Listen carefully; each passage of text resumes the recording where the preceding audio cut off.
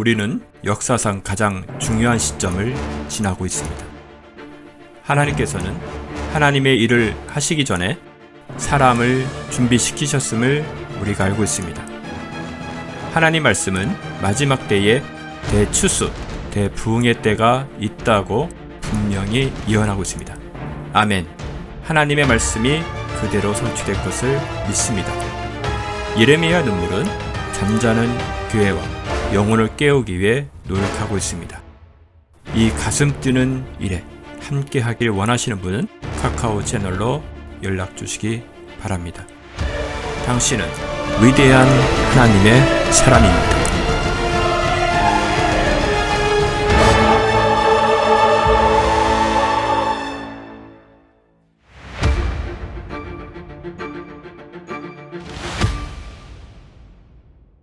이제 우리가 그리스도와 함께 죽었으면 또한 그와 함께 살 줄로 믿으며 그리스도께서 죽은 자들로부터 일으켜져셔서 다시는 죽지 아니하시고 사망이 더 이상 그를 주관하지 못하는 줄 우리가 아노라. 그가 죽으심은 죄에서 단번에 죽으시며 그가 사심은 하나님께 사심이라. 이와 같이 너희도 너희 자신을 정녕 죄에서는 죽은 자요 예수 그리스도 우리 주로 말미암아 하나님께는 산 자로 여기라. 아멘. 6장에 와서는 뭔가 한 가지를 분명히 하기 위해서 쐐기를 받고 못을 받기 위해서 노력하고 있음을 보게 되는데 무엇을 그토록 우리에게 강조하여서 분명한 쐐기를 못을 받기를 원하느냐라고 한다면 우리 신앙생활을 한 우리들이 은혜를 받은 이후에 다시 죄로 돌아가는 이 죄책감이 무엇인지를 해결하고 싶은 것입니다. 왜냐하면 죄책감이 하나님 앞에 나오게 만들었고 그 죄책감에 죄가 용서함을 받은 은혜를 받은 내가 이제는 하나님 앞에 은혜를 받은 가치만큼 은혜만큼 살아내야 한다라는 부담감이 우리 마음속에 있는데 그 부담감만큼 하나님 앞에 우리가 살아드리지 못하는 죄책감이 또 밀려와서 그것이 또 우리로 하여금 내 스스로가 자폭하게 만들거나 혹은 하나님 앞에서 자기 자신의 그 어리석음에 대해서 하나님 앞에 늘 자책하는 우리들로 인해서 넘어지게 되는 것을 6장에서 붙들어주기 위함입니다. 만약에 우리가 하나님 앞에 분명한 그러니까 자책감을 갖지 않는 분명한 하나님 앞에 믿음을 지키고 사수해야 한다. 사수 형제 이름이 나왔네요. 그러니까 사수해야 한다는 이런 부담감을 가지게 되면 그 부담감이 우리에게 아무 성화를 위해서 아무 작용을 하지 못하기 때문에 왜요?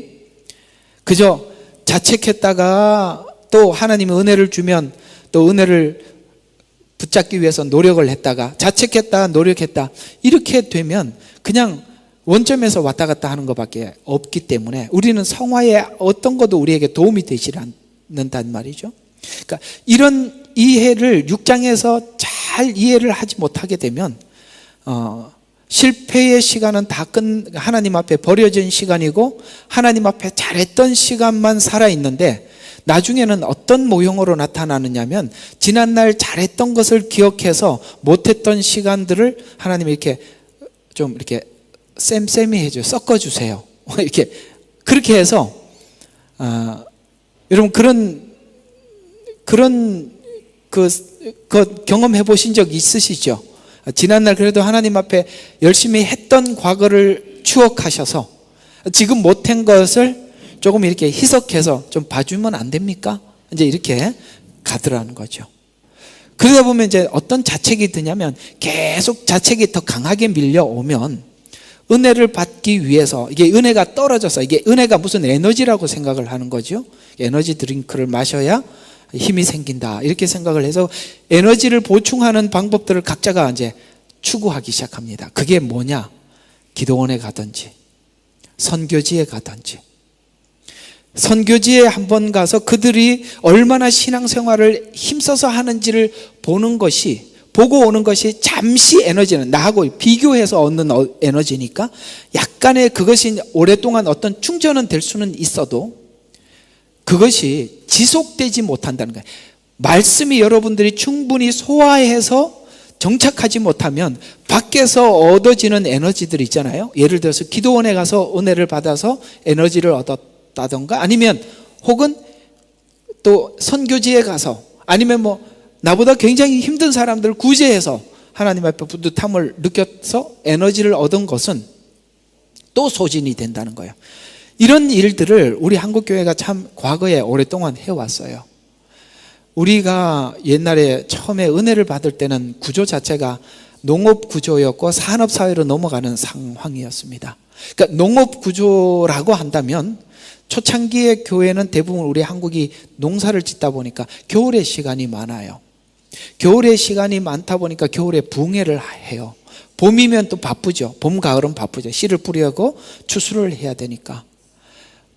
그렇게 해서 이제 뭐를 했냐면 겨울에 붕해를 하면 그래도 좀 여유가 있으니까 시간이 있으니까 붕해를 하면 성도들이 믿음이 이렇게 쭉 올라. 그러니까 붕사들이 겨울이 바빠요. 근데 이제 봄이 되면 아시죠? 이제 봄이 되면은 졸리고 바쁘고 일하다가 막 쫓아와서 앉아있으니까 앉으면 졸아요. 옛날에 보면 봄에 설교를 해보면 4, 5월 달이 그렇게 어려울 수가 없대요, 목사님들이. 왜냐하면 앉아서 졸거든요. 겨울에 추워 있다가 움츠려 있다가 날씨가 풀어지니까 따뜻한 교회에 오면 그냥 졸려버리는 거죠. 그래서 이걸 해결하기 위해서 막 붕해했다고 시간을 맞춰서 돌리는 거예요. 그래서 딱 붕해하면 3개월이 딱 맥시멈이에요. 막 붕해할 때는 새벽 예배부터 막 저녁까지 막 불러 해요. 그래서 3개월 딱 가요. 3개월 되면 없어, 에너지가. 그러니까 그렇게 하는 것도 한계가 있다는 거죠. 그걸 우리가 그렇게 평생 그렇게 살 수는 없는 거 아니겠어요? 1년에 2번 선교지에 가야 되고 1년에 2번 기도원에 가고 이렇게 살 수는 없는 거 아닙니까? 어떤 분이 그런 이야기를 합니다. 목사님, 제가 에너지가 다 떨어져서 선교지를 또 한번 갔다 와야 되겠습니다. 내가 그래서 속으로 평생 그렇게 충전해갖고 어떻게 사냐, 답답한 일이죠. 선교지에 갔다 오면 충전이 되고 한 몇 개월 지나면 또 떨어지고 이렇게 사는 거는 아직도 복음이 말하고 있는 자유가 없는 거예요. 그렇게 우리가 충전을 하는 것이 아니라 이 복음 안에서 우리가 자유를 얻고 충전이 되어야 하는데 이 6장에서 설명하고 있는 이런 내용에 대한 이해가 부족하면 자꾸 바깥으로부터 에너지를 얻으려고 하는데 하나님께서 우리에게 말씀하고 있는 신앙의 에너지를 밖에서 얻지 말라고 하는 겁니다. 내 안에서 얻어서 내 안에서 이 복음이 주는 자유 안에서 네가 에너지를 얻고 활동하라, 자유하라. 이게 6장에서 계속 반복해서 설명하는 것입니다. 왜 6장이 어디로 가고 있느냐면 또 7장, 그러니까 6장하고 이제 7장은 또 다른 이야기거든요.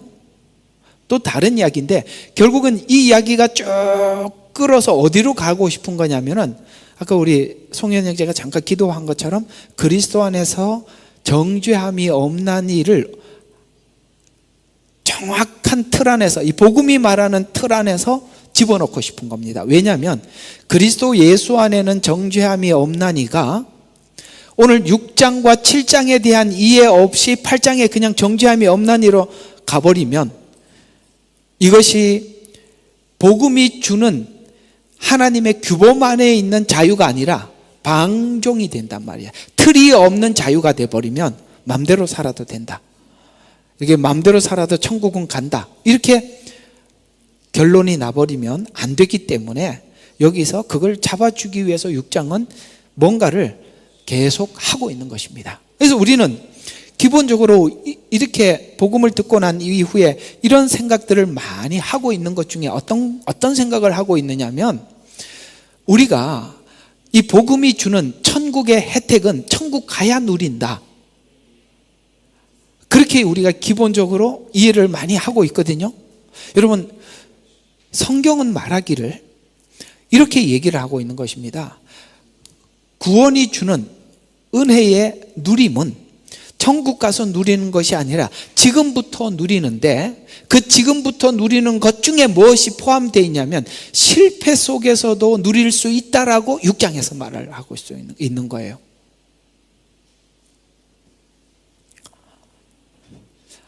여기까지 설명 애써서 했다는 거 아십니까? 우리는 그걸 누리기 위해서 밖에서 끄집어 왔어요. 근데 내 안에서부터 누림이 시작되었다라고 말을 하는데, 우리가 6장에 대한 이해를 하지 못하면 그 누림이, 예를 들어서 우리가 첫째 아들과 둘째 아들 비유를 보면 둘째 아들 상태에서도 누릴 수 있도록 우리는 성경을 통해서 확인을 한 사람들이에요. 왜? 둘째 아들이 그렇게 집을 나간 것이 실패가 아니라 나중에 더 풍성한 은혜로 돌아왔다 라는 것에서 하나님 앞에, 하나님은 정죄함이 없으니까, 그러니까 네가 죄책감 속에서도 은혜를 구하라, 누려라, 이런 말입니다. 진정한 자유는 뭔가가 외부의 상황이 나를 속박하는 것이 아니라 내 안의 자유가 바깥에 무엇이 나를 속박하더라도 내 안에 있는 자유를 누리는 것입니다. 이것이 사도행전에 두 군데 나와 있어요. 그게 바울이 옥에 갇혔을 때와 베드로가 옥에 갇혔을 때예요. 옥에 갇혔다라는 말은 바깥의 환경이 나를 속박했다는 것이죠. 그러나 베드로를 속박했지만 베드로는 그곳에서 뭘 했습니까? 속박했지만 깊이 잠이 들었습니다. 여러분, 그렇게 갇혀 있을 때, 여러분 유치장에 갇혔어요. 그러면 여러분 잠이 오겠어요? 우리가 앞으로 미래 내가 어떻게 될 것인가? 앞으로 내일 또 나에게 어떤 재판이 있을 것인가? 이런 생각이 들고 오만 생각이 들어서 잠이 오겠습니까? 바울과 실라는 옥에 갇혔습니다. 그들은 하나님 앞에 기뻐 찬송을 했습니다. 이건 우리가 그건 뭘 이야기하고 싶은 거냐면은, 이렇게 복음 안에 자유한 사람들을 육신을 가둔다고 해서 그 마음속에서부터 솟아나는 기쁨을 누구도 억압할 수 없었다라고 말을 하고 있는 것입니다. 실제 그러냐? 실제 그러냐? 저는 갇혀보니까 바울도 아니었고 베드로도 아니었습니다. 저는 와서 잡아가서 진짜 이거 어떻게 수습을 해야 될지 정말 막막해. 그러니까 내가 쭉 보니까 나는 바울도 아니고 나는 베드로도 아니다라는 것을 이렇게 딱 느꼈는데, 베드로가 느꼈던 자유와 바울이 느꼈던 자유는 10시간 중에 1시간도 안 됩니다. 정말 하나님 앞에 맡기고 또 이렇게 맡겨놨다가 또 상황을 생각해 보면 또 근심이 또 찾아오는 거예요. 잡혀가지고 조서를 꾸미는데요, 온갖 생각이 다 나는 거예요.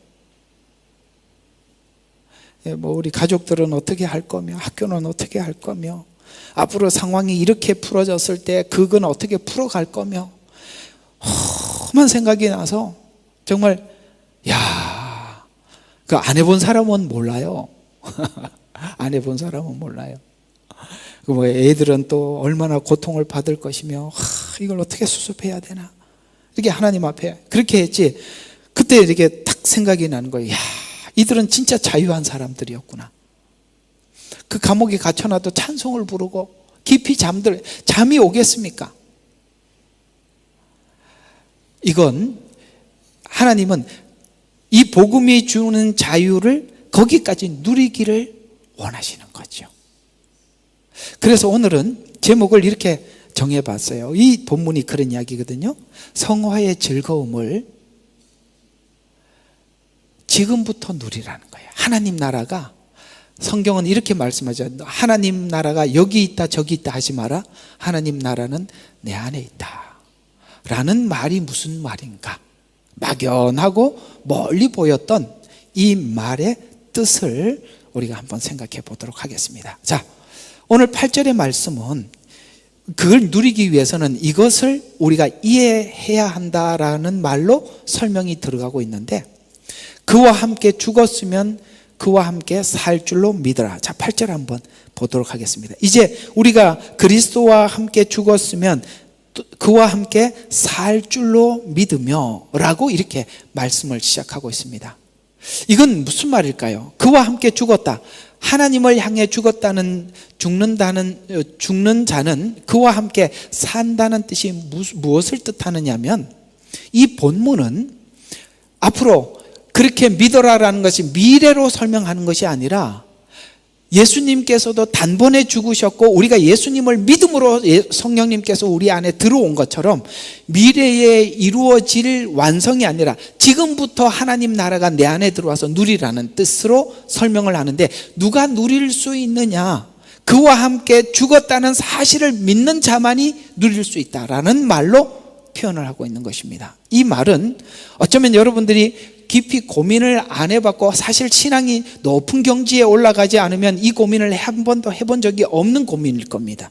그러나 오늘 성경이 우리에게 주는, 그 복음이 주는 이 자유에 대해서 여러분들이 알고 싶잖아요. 근데 그 자유가 뭔지 사실은 우리는 잘 몰라요.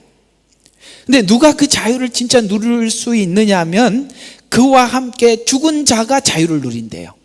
그러니까 죽은 자가 자유를 누린대요. 그 살았다는 말은 뭔가 자기 의지, 자기 생각, 자기 사고, 자기 가치관에 살아있으면 이것은 하나님이 주시는 그 복음이 주는 자유를 누릴 수가 없죠. 그러니까 아까 말씀드린 것처럼 제가 한번 잡혀보니까 9대 1이더라고요. 그러니까 9은 근심이고 하나만 잠시 너무 걱정이 많이 돼서 더 이상 답이 안 나오면 어디로 가냐면 하나님 말씀을 생각하게 되더라고요.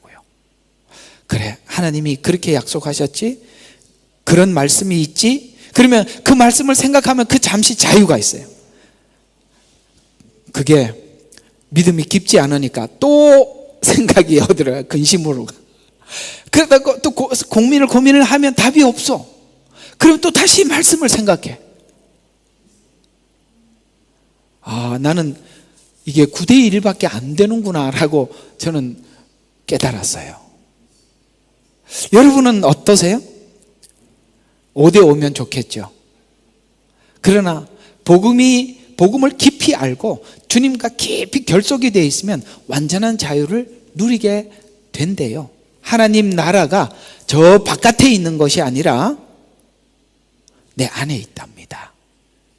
오늘은 조금 깊이 생각하고 신앙의 수준이 사실 이렇게 아직 이 복음에 대한 이해가 낮으면 잘 이해가 안 되는 이야기지만, 그러나 우리는 성경에 우리가 강해를 하고 있고 오늘 이 부분을 지나가니까 꼭 알고 지나갑시다. 여러분들이 그리고 이것을 추구하고 하나님 앞에 구하기를 바라요. 그래서 이렇게 긴장된 인생을 살지 않고 하나님 앞에 이게 뭐 필리핀 사람들이 하는 말이 될 대로 되라 이런 말이 아니에요.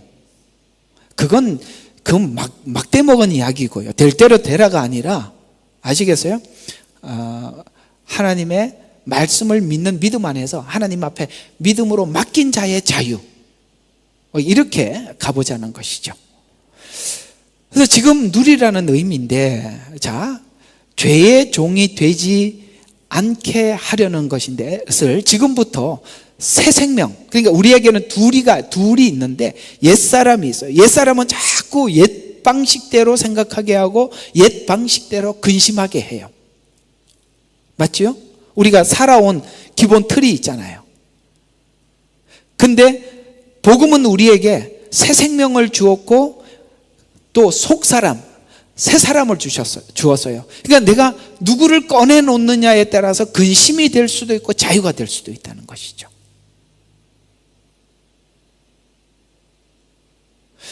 진짜 이런 상황들은 여러분들이 다급한 상황이 와봤을 때 체크해 볼 수 있는 거예요. 평범할 때는 우리는 대부분 작동하는 것이 속사람이 작동하지 않고 겉사람이 상식이 작동을 합니다. 이런 차원에서 하나님께서 우리가 천국 가서 예수님과 함께 살 그날을 생각하지 말고 지금부터 누리며 살아라. 그때 그 누림의 복을 어디서 확인할 수 있냐? 어떤 환경이 애워싸더라도 그 환경이 너를 지배하지 못하는 것으로 너는 하나님으로부터 모든 것을 공급받고 있음을 네가 누리는 것을 알게 될 것이다 라는 이야기시죠. 그래서 하나님을 향해 산자로 여기라는 말의 뜻은 여기서부터 누림이 시작된다는 뜻이거든요. 여기라, 우리 저번 주에 했죠. 여기라, 드리라, 살아라. 기억하고 계시죠? 바로 여기는 데서부터 우리가 하나님이 주신 것을 누리게 되는데, 지난주에 여기라, 드리라, 살아라는 밑에다 적어놨네. 괜히 물어봤네. 주제로 말씀을 드렸는데 연관을 해서 생각을 해보면 8절에 그와 함께 살 줄로 믿는 믿음이 그걸 누리게 만든다는 거예요.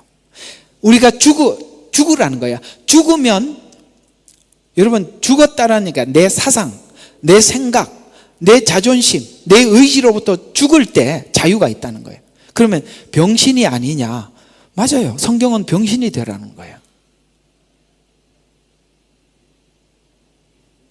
사람들에게 병신 취급받는, 그러니까 우리는 사람들인데 인정받는 사람으로 세워주세요라고 하고 하나님은 병신이 좀 돼봐라 이렇게 얘기하는데, 우리는 자꾸 살려고 기도하고 하나님은 죽으라고 하는 사이에서 그거밖에 우리가 못하면 하나님 주신 걸 누리지 못한다는 것이죠. 그래서 그와 함께 살 줄로 믿는다는 말이 성화의 뜻으로 받아들이면 곤란해진다는 거예요. 그와 함께 죽는 것이 성화다라는 말이 아니라 성화는 점진적이에요. 그러나 성화의 시작은 나를 드리는 것부터 시작하는데, 성화를 하다 보면 할 때 우리가 아까 말씀드린 애들이 걸음을 배울 때도 넘어지면서 배우지 누가 처음부터 막 뛰어다닙니까? 그러니까 넘어지는 것도 누리라는 거예요. 실패도 누리라는 이런 뜻이에요. 그럴 때 뭐라고요? 우리가 누림이 시작된다는 거예요.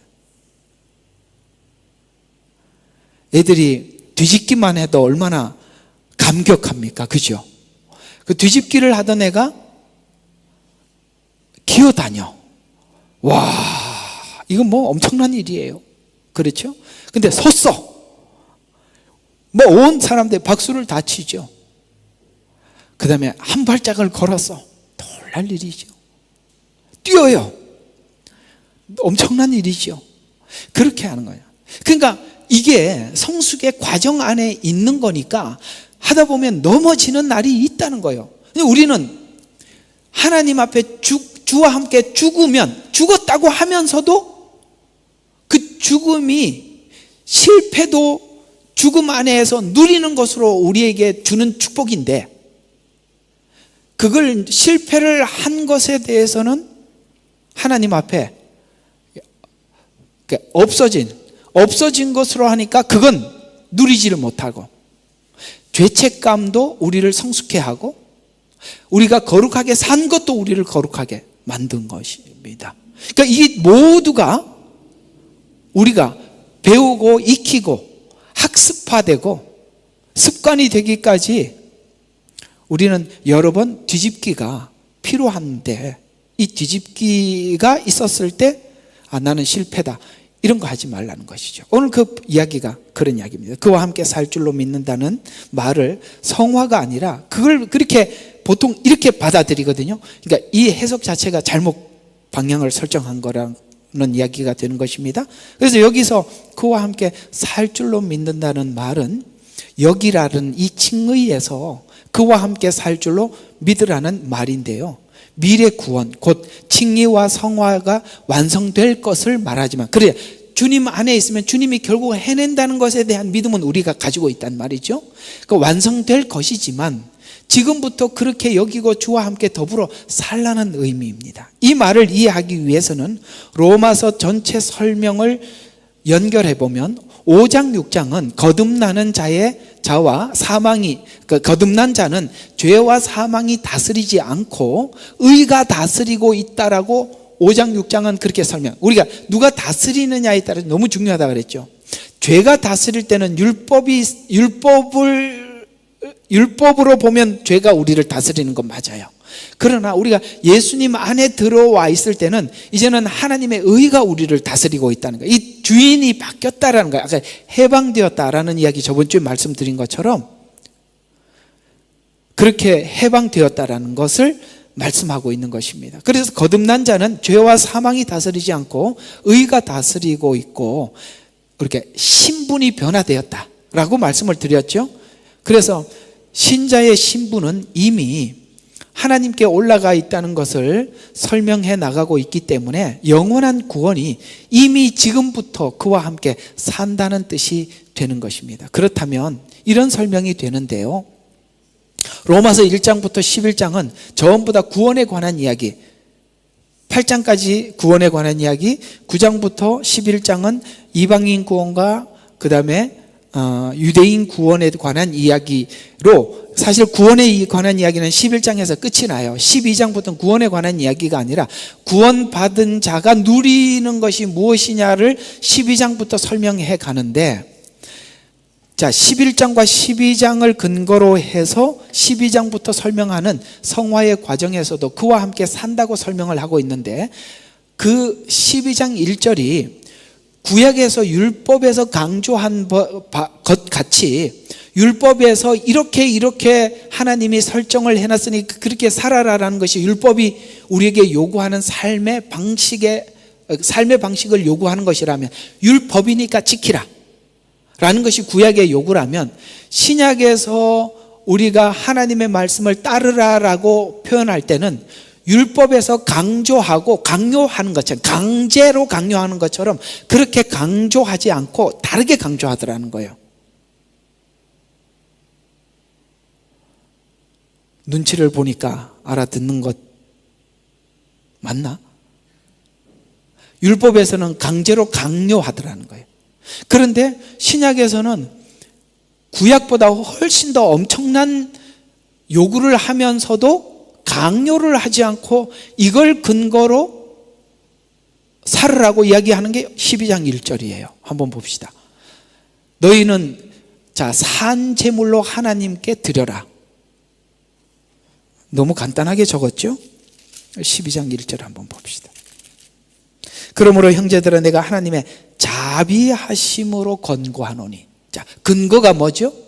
나는 여호와니 말씀을 들어라. 이게 구약이라면 신약에서는 하나님의 자비하심으로 권고하노니 뭐죠? 너희 몸을 하나님께서 기뻐하시는 거룩한 산 제물로 드리라. 더 무서운 이야기거든요. 그러면서 이게 뭐라고요? 이것이 너희가 드리는 합당한 예배니라 라고 하면서 구약에서 요구한 것보다 훨씬 더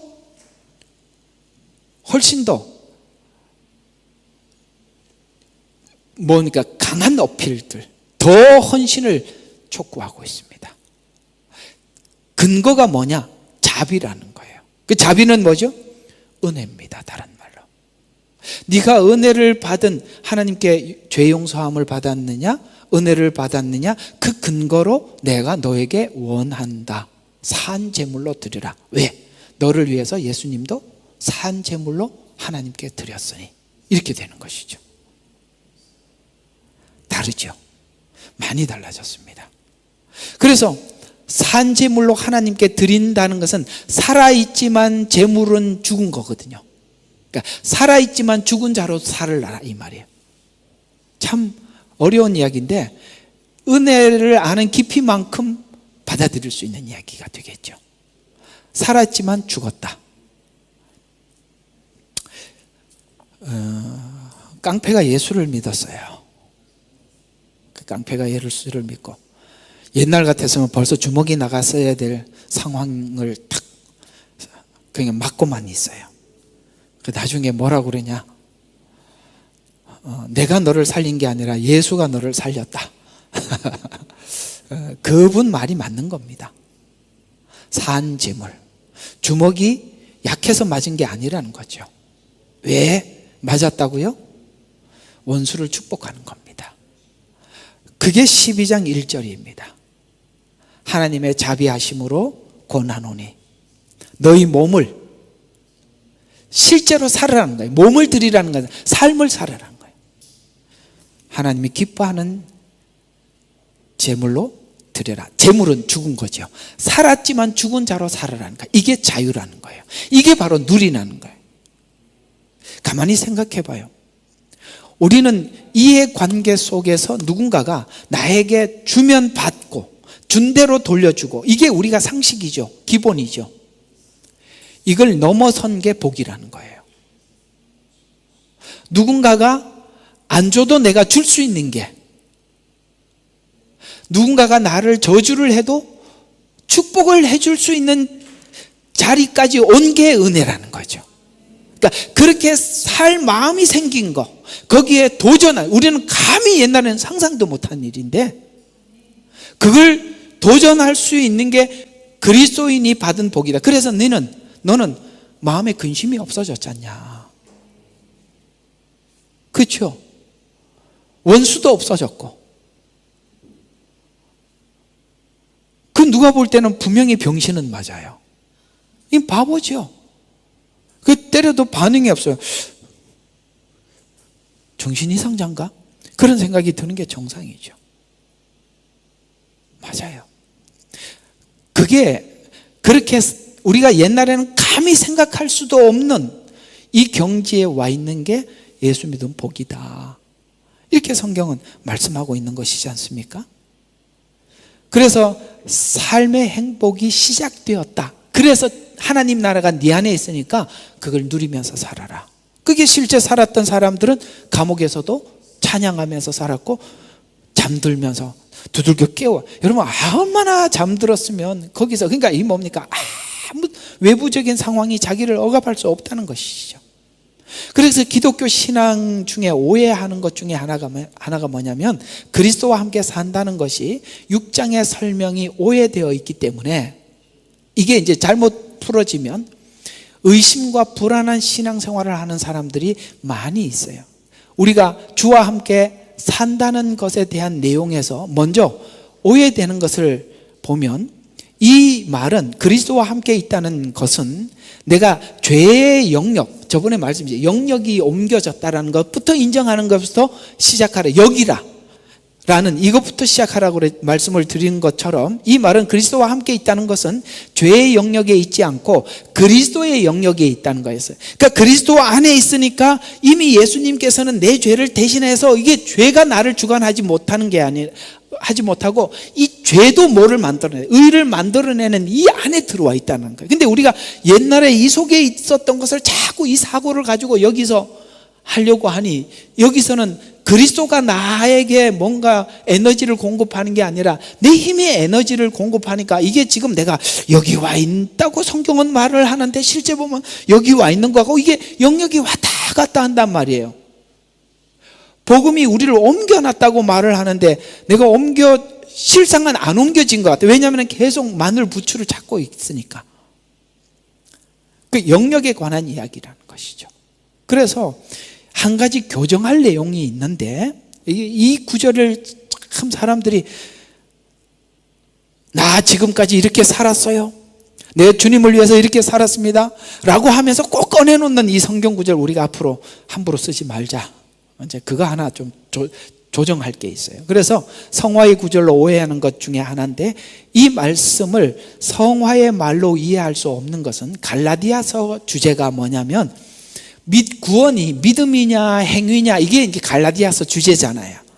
너희가 믿음으로 성령을 받았느냐 행위로 받았느냐, 너희가 믿음으로 받지 않았느냐, 그런데 왜 다시 행위로 돌아가려고 하느냐 라는 이 설명을 하는 중에 이 말이 나오는데, 이 갈라디아서 2장 20절이 정말 오해되는 구절 중에 하나예요. 예레미야 눈물교회나 주생명 선교교회를 다니는 한, 이 구절은 이렇게 쓰지 말자. 교정을 한번 해보겠습니다. 이 성경 구절은 성도들의 삶의 신앙 고백하는 구절이지만 수정할 필요가 있어요. 자, 이 말이죠. 나 정말 지금까지 이를 악물고 주와 함께 주를 위해서 이렇게 살아왔습니다라고 꺼내놓을 때마다 항상 꺼내놓는 이 구절, 내가 그리스도와 함께 십자가에 못 박았으나 그러므로도 나는 살아있노라. 그러나 내가 사는 것이 아니요 내 안에 그리스도께서 사십니다. 이는 육신 안에서 사는, 이제 육신 안에서 내가 지금 실제 이렇게 숨 쉬며 사는 삶은 나를 사랑하셔서 나를 위해서 자신을 주신 하나님의 아들을 믿는 믿음으로 삽니다. 저는 선교지에서 이렇게 살다가 왔습니다.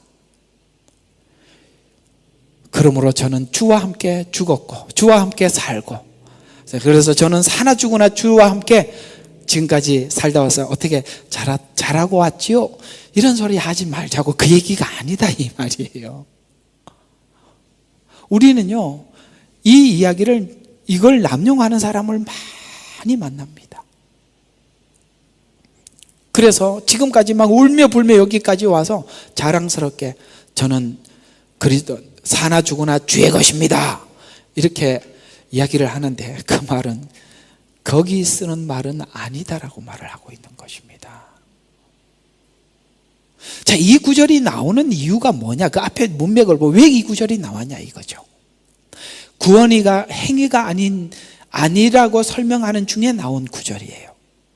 갈라디아서의 핵심은 우리를 오직 믿음으로 의롭다 하려 함이라 라는 게 주제입니다. 우리가 의롭게 된 것은 오직 믿음이지 행위가 아니다, 이걸 설명하는 게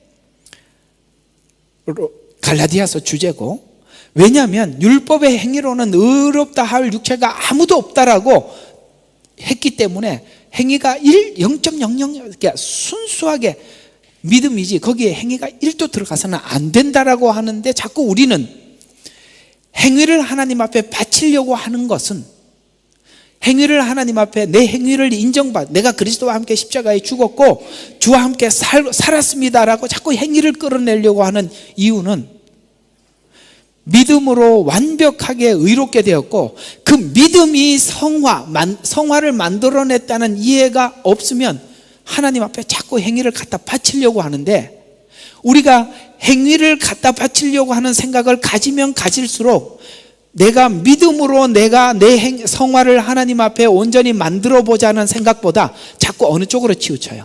행위 쪽에 치우친단 말이에요. 그렇게 되게 돼 있어요. 복음을 모르면 무조건 행위 쪽으로 치우치게 돼 있고, 복음을 알면 은혜가 나를 성화시키고 성화가 아무리 돼도 자랑할 것이 없게 된단 말이에요. 하나님이 우리에게 염려하시는 것은 성화되고 난 이후에도 성화의 주인공을 자기가 가져가지 말라는 것입니다. 그래서 우리가 아무리 하나님 앞에 뭘 하더라도 자랑할 것이 없습니다. 그래서 에베소서에서 그렇게 말씀하셨어요.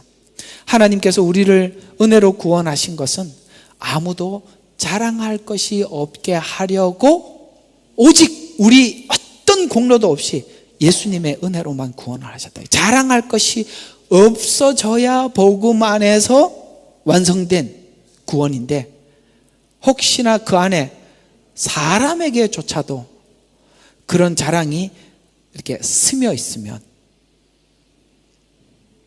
그 문제가 되는 겁니다. 그건 잘못 간 것이다 라고 말씀하고 있습니다. 그래서 믿음으로 의롭게 하려 함이라, 율법의 행위로는 의롭다 함을 육체가 없다라고 말씀하시기 위해서 말씀하셨어요. 이 말씀은 칭의의 결론인데, 이 내용을 성화로 방향을 잡으면 잘못 이해하게 됩니다. 갈라디아서 2장 20절의 말씀은 앞의 내용을, 배경을 중심해서 그 19절, 이게 20절에는 그 앞의 내용이 뭐죠? 내가 율법으로 말미암아 율법에게 죽은 것은, 어디서 죽었다고요? 행위에서 죽었다는 말이에요. 율법에서 죽었다는 말은 어떤 내가 하나님 앞에 해서 뭔가를 해서 얻어내는 이런 법칙에서 죽어버렸다는 거예요. 그래서 뭐에서 죽었다? 내가 죽었다라는 표현이 율법에서 죽었다는 거예요. 그래서 율법에게 죽은 것은 하나님께 살고자 함이라와 20절 지나는 21절, 그러니까 20절이 왜 끼어 있는지 19절 21절로 딱 그 앞뒤를 분별해 보면은 나는 은혜를 저버릴 수 없나니로 가기 위해서 율법에서 죽었다는 거예요. 하나님의 자비하심으로 권하노니가 뭐라고요? 내가 은혜를 저버릴 수 없어서 12장에서 요구하는, 로마서 12장에서 요구하는 것을 수용하게 되더라. 오른밤을 치니까 왼밤을 돌려대게 되고, 저는 성경을 읽으면서 제일 이해가 안 됐던 것이 이 부분이었고, 지금은 그게 이해가 돼요. 참 오랫동안 이 부분을 이해하는데 쉽지는 않았는데, 딱 걸려든 게, 막힌 게 뭐냐면 팔복에서 걸려들었어요. 팔복이 아무리 봐도 이해가 안 가는 거예요. 처음에 예수 믿을 때 그랬어요. 왜냐하면 팔복을 설명을 할 때는 예수님이 오셔서 처음으로 입을 뗐을 때예요. 말라기로 보면은 팔복의 요구는 말이 안 되는 거예요. 이게 제가 성경을 보는 원리예요. 여러분 그냥 제가 보는 원리로 좀 들어주세요. 말라기로 보면 하나님과 헤어졌잖아요. 이스라엘 백성들이 하나님의 말에 어떤 말에도 귀를 기울이고 싶은 마음이 전혀 없어요. 그렇다고 예수님이 오셔서 십자가에 죽고 부활해서 제자들에게 이렇게 감동된 상태도 아니에요. 근데 팔복이 너무 기가 막히는 거예요. 의를 위해서 핍박을 받는 자 복이 있나니 천국이. 그리고 막 좀 예수님께서 요구하는 게 막 지금 율법에서 요구하는 것보다 훨씬 고차원적인 막 요구를 막 해대는 거예요. 야, 이게 도대체 무슨 말인가? 또 하나는 로마서 12장이 그랬어요. 로마서 12장에 보면은 이게요 보통 수준이 아니거든요. 한번 볼까요? 얼마나 이게 할 수 없는 이야기들만 하라고 하세요. 자, 어디쯤 보시냐면 어디 좀 찾아봐요. 어디가 힘들어요? 예? 다 힘들어요. 예, 9절부터 한번 봅시다. 사랑에 거짓이 없게 하라. 악의를 증오하고 선에 연합해라. 형제로 서로 다정하고 사랑하며 서로 존경하기를. 누가 어떻게 존경하기를 먼저 해요? 저 그렇지도 않는 사람 어떻게 존경하겠어요? 먼저 하래. 근데 좀 존경할 만해야 할 거 아니에요, 그죠? 먼저 하래요. 일에는 게으르지 말고 영에서 열심을 내어 주를 섬기라. 소망 가운데 즐거워하라. 환난 중에 참으래. 환난 중에 어떻게 참아내지?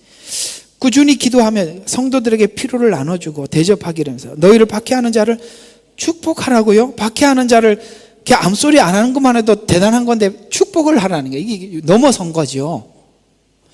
그죠? 그 다음에 축복하고 저주하지 마라. 즐거워하는 자들과 즐거워하고 우는 자들과 함께 같은 생각을 보고 이렇게 쭉 이야기를 해요. 이제 지금 가능한 일 18절 가능한 한 너희 편에 모든 사람들과 함께 더불어 화목하게 지내라. 원수 갚는 거 하나님께 맡기라.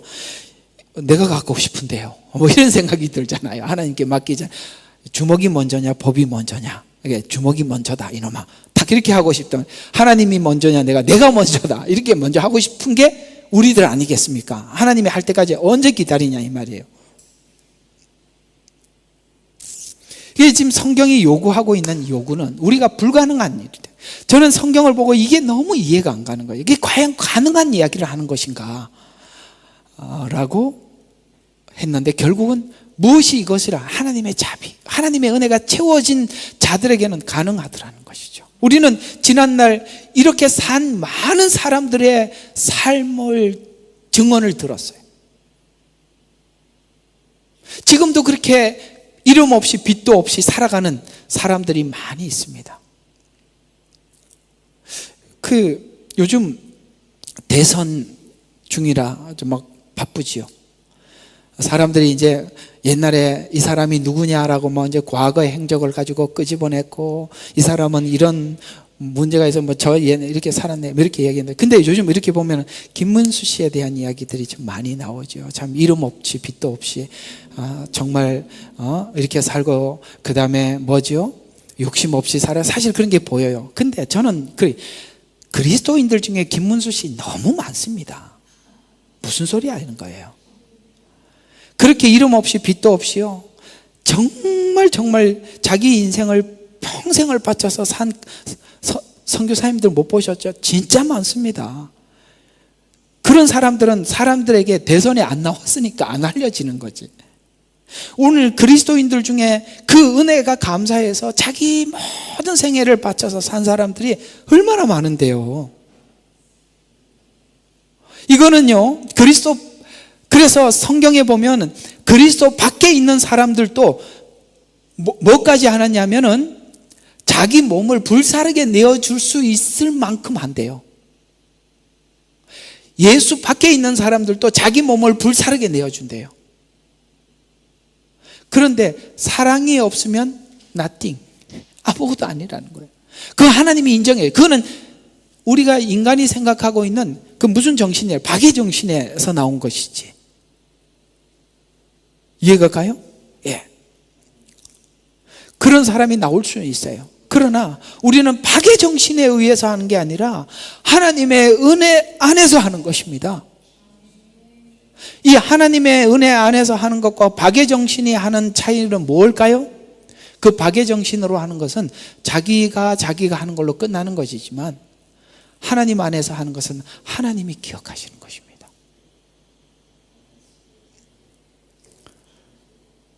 바로 은혜를 저버릴 수 없나니가 하나님의 자비하심으로 권하는 모든 요구를 아멘 하고 받게 만들더라 라는 게 오늘 복음이 설명하고 있는 순종인 것입니다. 칭의가 율법의 행위가 아니라 믿음으로 된 것이라고 설명하고 있는데, 이 내용을 성화로 해석한다면 방향을 잘못 잡은 것이 됩니다. 나는 은혜를 저버릴 수 없다는 고백이 나오는 이유는 율법의 행위 구원의 한계를 인정한 자가, 이해가 가요? 처음에는 우리가 하나님이 하라고 했으니까 했다 라는 것에 대해서 항복한 자가 이 은혜를 붙잡아서 그렇구나 하고 받아들이는, 이해가 가요? 그러니까 앞에 있었던 자기 의지 안에서 성화를 이루려고 하는 노력이 없었던 것이 아니라 그것이 있더라. 그러니까 이스라엘 백성들이 여기서 나와서 광야에서 계속 사실은 수많은 사람들 중에 두 사람만 누리고 살았어요. 여호수아와 갈렙만. 다른 사람들은 항상 흑백으로 보니까 이러니까 안 돼요, 저러니까 안 돼요, 저는 이걸로도 부족해요, 돌아가게 해주세요. 저 앞에 있는 가난한 사람들은 뭐 같다 그랬지? 거인 것 같고 우리는 메뚜기와 같습니다. 그러니까 항상 비교는 우리로 하여금 그런 자유를 억압하고 묻는 거예요. 비교. 생각해 보세요. 사단이 많이 사용하는 게 뭐라고 생각합니까? 비교입니다. 누구는 집이 있다, 나는 없다. 나는 이 차를 타고 다닌다, 누구는 저 차를 타고 다닌다. 같은 나이에 성공했다, 나는 실패했다. 이 비교가 우리로 하여금 항상 묶어버리는 것입니다. 그걸 넘어서려면 자유로워야 하는데, 그 자유는 내놓을 때 자유가 얻어지는 겁니다. 자기 의지를 내놓고 모든 물질에서도 내놓으면 불안해지는 게 아니라 내놓으면 자유롭다는 걸 배우셔야 돼요. 죽으면 산다고요. 생각을 바꾸시라고요. 세상이 가지고 있는 법칙과 논리와 하나님이 운영하는 법칙과 논리가 다른데 자꾸 하나님의 논리 안에서 움직여야 되는데 자기 논리를 자꾸 대입을 시키니 우리가 거기에 묶여버리는 것이죠. 그래서 이제는 은혜로 얻은 구원을 저버릴 수 없다는 뜻이 1차적인 의미가 되는 거죠. 그래서 로마서 6장 8절과 11절, 그 다음에 아까 말씀드렸던 갈라디아서 2장은 우리의 위치와 영역에 관한 이야기지 성화의 내용이 아니라는 것입니다. 십자가 구원으로 인해 나에게 일어난 사실에 관해 확인시켜주는 이야기입니다. 로마서 6장에 우리의 체험과 경험 밖에서 일어난 일이었음에 대해서 이해해야 하는 것입니다. 이것이 체험으로 일어난 일이 아니라 하나님께서 십자가를 통해서 성도에게 일어난 일이다라고 체험을 통해서 얻어진 게 아니라 이미 하나님께서 십자가에서 이렇게 다 해놓은 일이라는 거예요.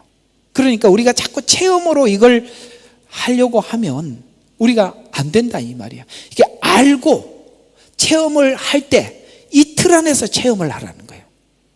정죄를 하더라도 나는 의가 나를 주관한다. 정죄하지 마라. 내가 실패한 거 내가 뭘 잘못했는지 알았으니까 더 이상 정죄하지 마. 너는 나를 더 이상 묶을 수 없어.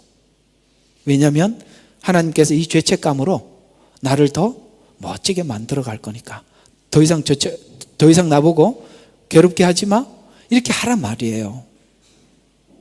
아셨어요? 그렇게 자꾸 뭔가를 할 때 여러분들이 강하게 그게 복음의 원리가 뭔지 알고 딱 뿌리를 칠 줄 알았는데 거기에 계속 억눌려서 살면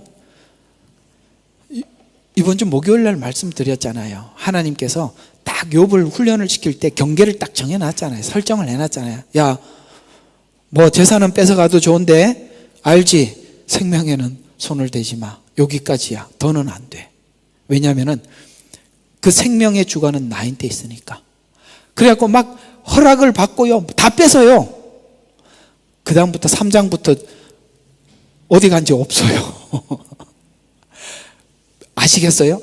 사단은요, 하나님이 정해놓은 영역 안에서만 활동을 하지 그 이상은요, 어떤 것도 손을 댈 수가 없어요. 그러니까 3장 이후로부터는 등장하지 않아요.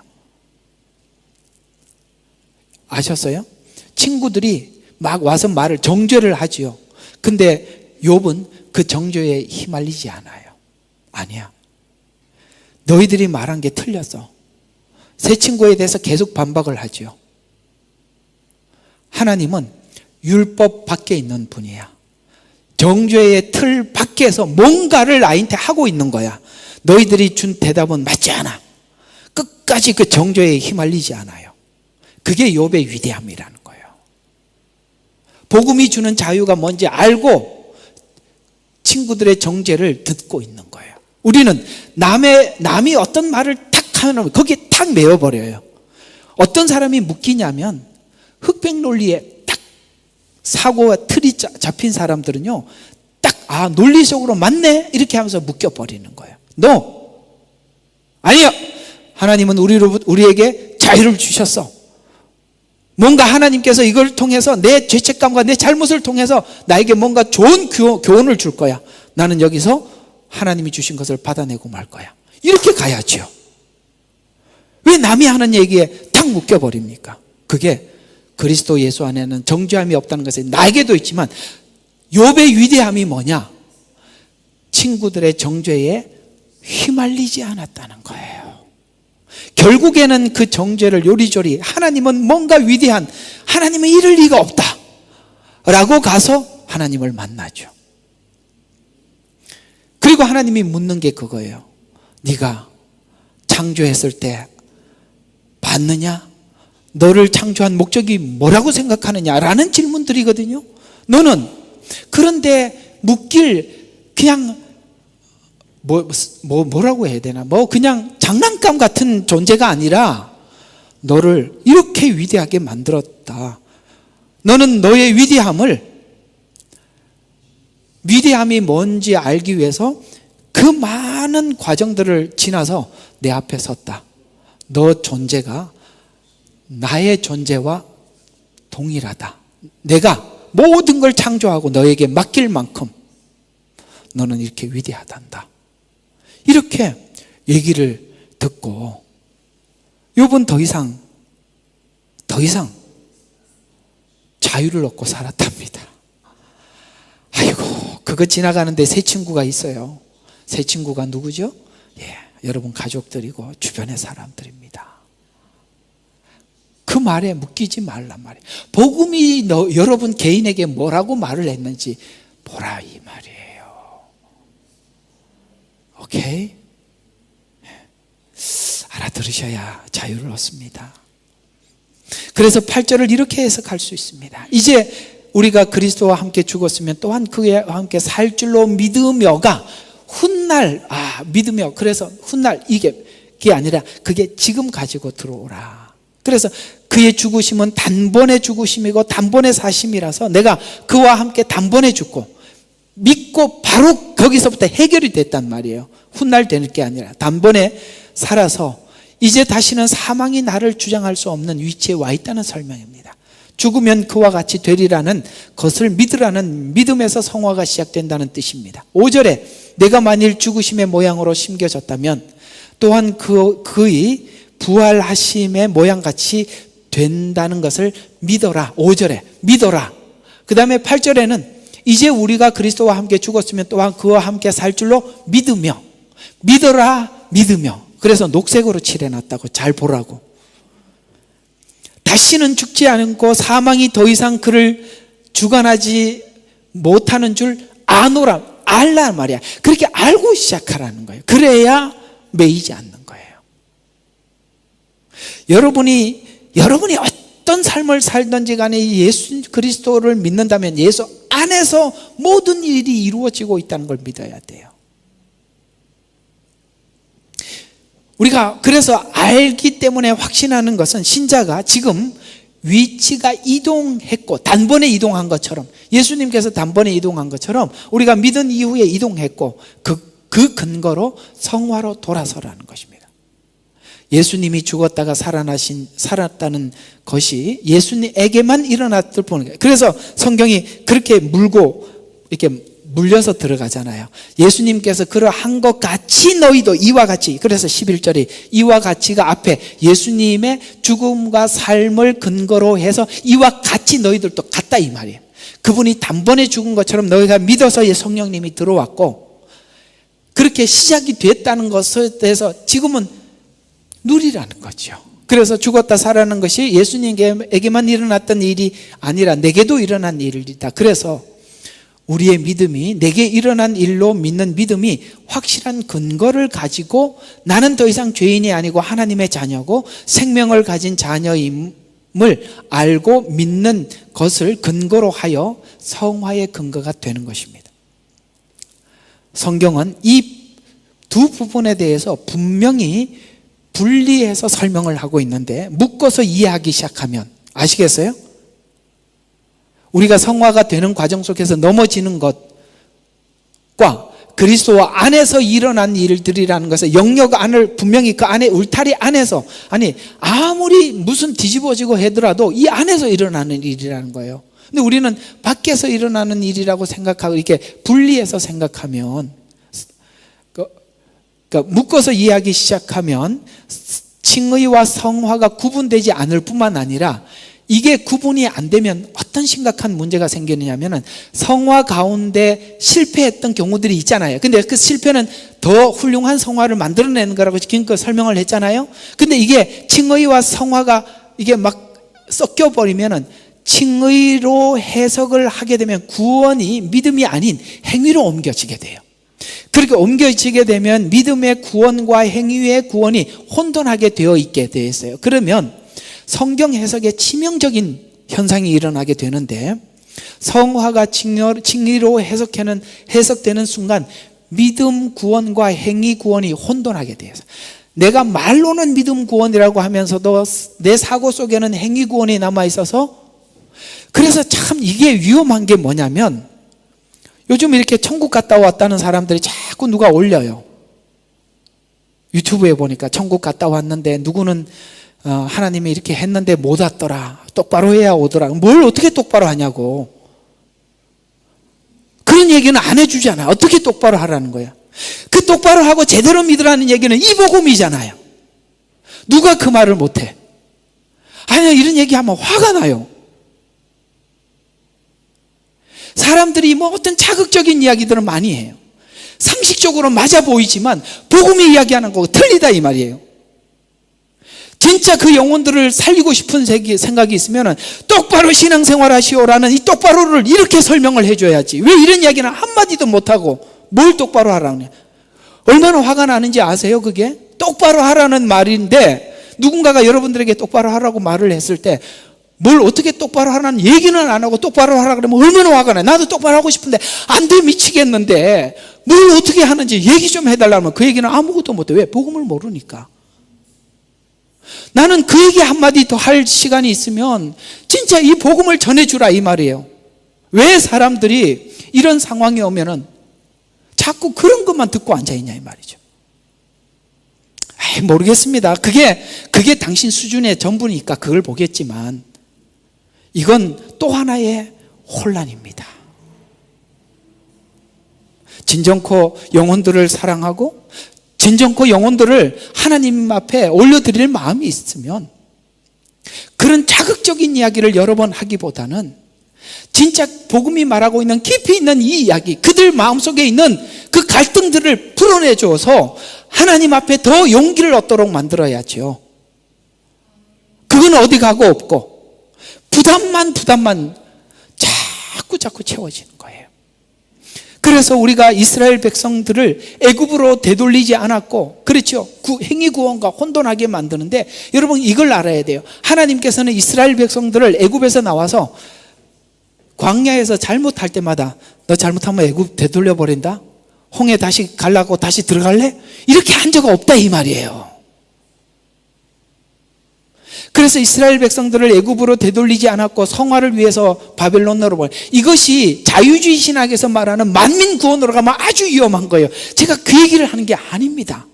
우리가 진심으로 예수님께서 내 죄를 용서하시고 구원의 주님으로 받아들이면 우리가요 절대 이렇게 될 수가 없어요. 진짜 예수님을 믿는 사람들에게는 오늘 제가 이 설명하는 이 이야기가 감동적으로 와닿지, 이렇게 해도 되는구나, 저렇게 해도 되는. 여러분 그렇게 듣는 사람 아무도 없지요.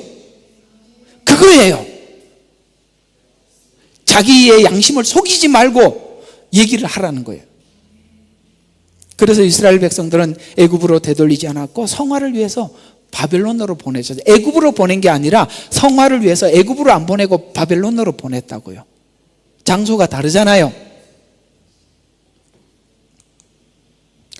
오늘 본문이 주는 위로의 소망은, 신자가 함께 공감하는 것은 성도가 되었음에도 불구하고 악한 생각이 일어나는 것이 사실이고, 또 죄를 짓지 않으려고 하는 태도, 죄를 짓는 것이 현실이에요. 그리고 그게 사실이에요. 그러나 성경이 말하는 것은 성도가 실패한 후에 실패가 성화되는 과정 안에서 일어나는 일이라고, 그 정죄에 목매이지 말고 묶이지 말고, 만일 구원의 행위와 체험으로 이야기 시작해 들어가면 성화의 실패가 칭의의 실패로 이해되기 때문에, 이런 이해를 하는 사람들의 구원의 특징은 자꾸 아까 그러죠, 외부에서 채운다고, 감정으로 체험으로 이해하려고 하는 잘못된 구원관. 그래서 내가 보니까 구원받은 사람이라고 성경은 말하는데 내 생각에는 아닌 것 같고, 그래서 하나님 좀 보여주세요. 내가 지금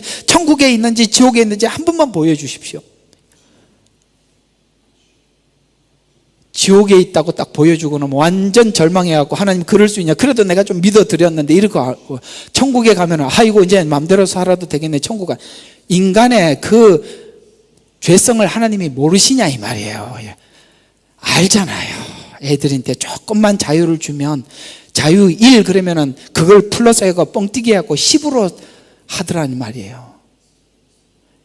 인간의 본성이 그렇다 이 말이에요. 아시겠어요? 절대 그렇게 잡으려고 하지 마라. 3개월마다 선교지 가지 마라. 아까 얘기했던 거, 그죠? 나중에는 2개월로 줄어. 갔다 오면 일주일도 안 가요. 여러분 그것도 면역이 됩니다. 기도원 가는 것도 한두 번이지. 부흥회에서 성도들 신앙 붙잡아 주는 것도 한두 번이에요.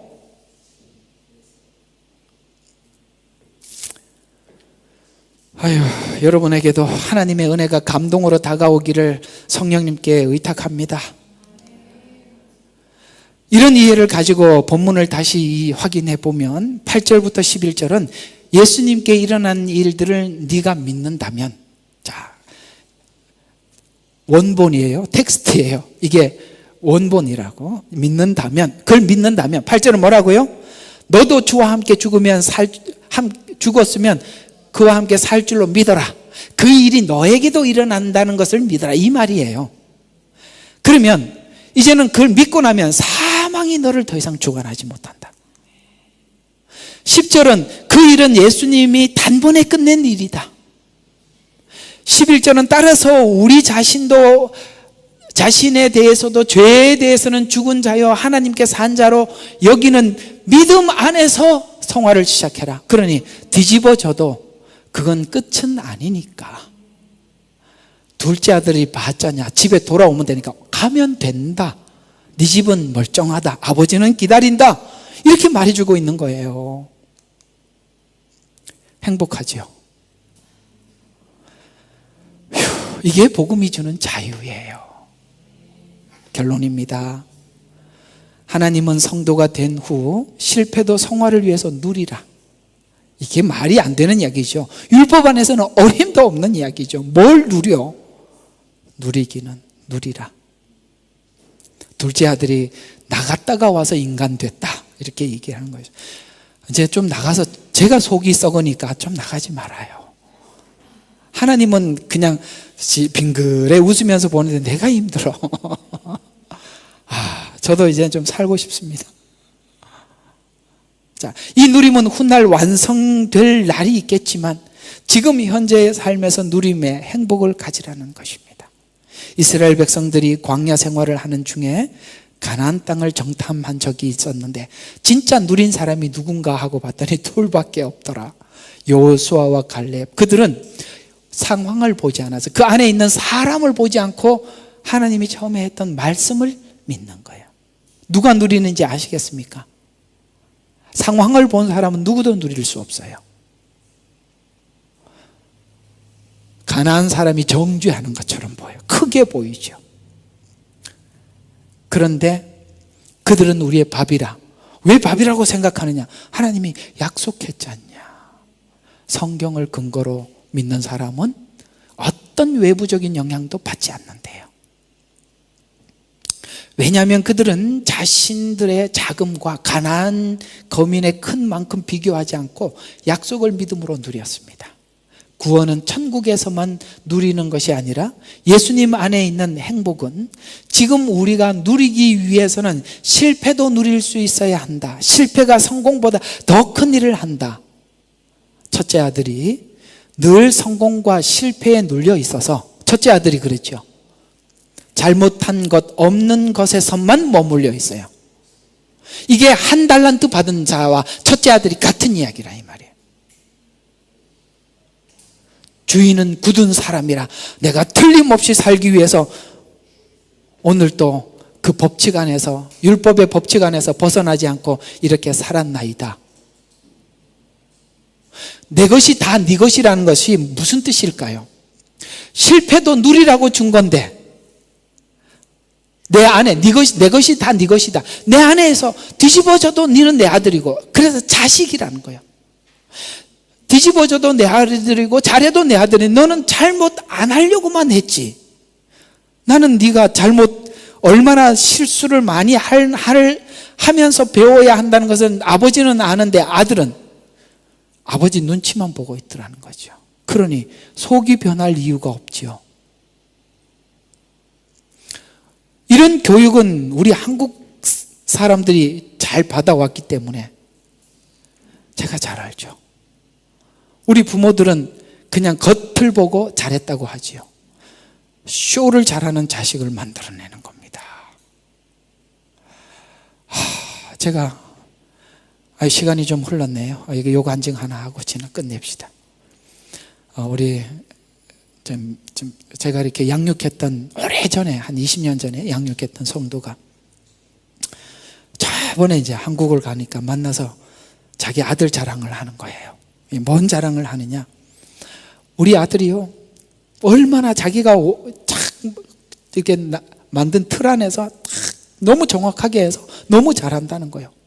그리고 학교에서도 잘한다고 칭찬을 받는다는 거예요. 근데 이제 제 동생이 걔 이야기 사연을 잘 알거든요. 학교에서도 골칫덩어리고 골칫덩어리고 진짜 문제 알아는 거예요. 근데 자기 부모는 잘 알고, 나중에 알고 보니까 부모가 워낙 무서우니까 그 앞에서는 그렇게 하는데 바깥에서는 모든 사람들에게 해를 끼치는 아이야.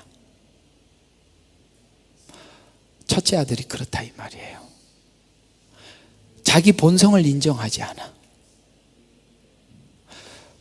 아버지가 잘하라고 한 그 틀 안에서만 갇혀 있을 뿐이지. 우리 인간이 이해하고 들어와야 순종한다는 걸 몰라요. 둘째 아들은 갔다가 돌아와서 아는 거예요. 첫째 아들은 아직도 자기 자원이 충분해. 이게 달란트 비유의 한 달란트를 이야기해요. 주인은 굳은 사람이라. 만약에 잘못하면 안 되는 줄 알고 저거 똑바로 하고 잘했습니다. 이 악하고 게으른 종아. 뭐가 게을렀을까요? 자기를 자기 자신에 대해서 인정하지 않는데 게을른 겁니다. 유대인들이 그들입니다. 그들은 율법 안에서 분명하고 틀림없이 믿으면 된다고 생각을 합니다. 마지막 때 둘째 아들이 될 겁니다. 유대인들은 이해가 가요? 하나님은 첫째 아들은 아들이지만, 선택을 했기 때문에 아들이지만, 하나님은 언젠가 작업은 하시겠지만, 우리가 그런 사고 속에 하나님을 섬기면 우리의 신앙 고백은 거짓입니다. 그리스도 예수 안에는 정죄함이 없어요. 여러분의 실패도 딛고 일어나시고 반성을 하면 돼요. 돌아서면 돼요. 그걸 하나님이 원하는 거지. 잘했냐 잘못했냐 이걸 따지는 게 아니라 네가 잘못한 것으로 더 나를 구했느냐, 이걸 묻고 있는 게 복음이지요. 여러분 그 안에서 담대한 은혜가 있기를 주의 이름으로 축원합니다. 기도하겠습니다. 하나님 은혜를 감사합니다. 로마서 6장이 뭔가 단단히 경고하고 있습니다. 아버지 하나님, 이 복음을 오해하지 않게 도와주십시오. 그리스도 예수 안에 있습니다. 우리가 혹시나 행위와 구원을 연결시키지 않게 도와주십시오. 가짜로 예수 믿는 사람들도 있을 것입니다. 거짓 고백한 사람도 있을 것입니다. 성경은 그 사람 이야기를 하는 것이 아니라 진심으로 예수님을 영접한 사람들 안에서 일어나는 일들을 말씀하고 있습니다. 성경을 악의 기회로 쓰지 않게 도와주시옵소서. 오늘도 이 복음이 모든 사람들에게 큰 은혜로 작용할 줄로 믿습니다. 예수님 이름으로 기도합니다. 아멘.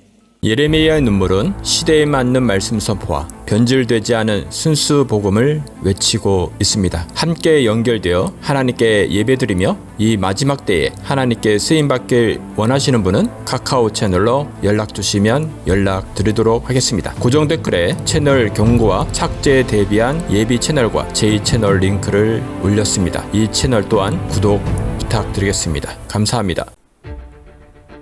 우리는 역사상 가장 중요한 시점을 지나고 있습니다.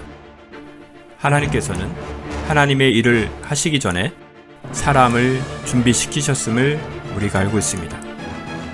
하나님 말씀은 마지막 때에 대추수, 대부흥의 때가 있다고 분명히 예언하고 있습니다. 아멘. 하나님의 말씀이 그대로 성취될 것을 믿습니다. 예레미야 눈물은 잠자는 교회와 영혼을 깨우기 위해 노력하고 있습니다.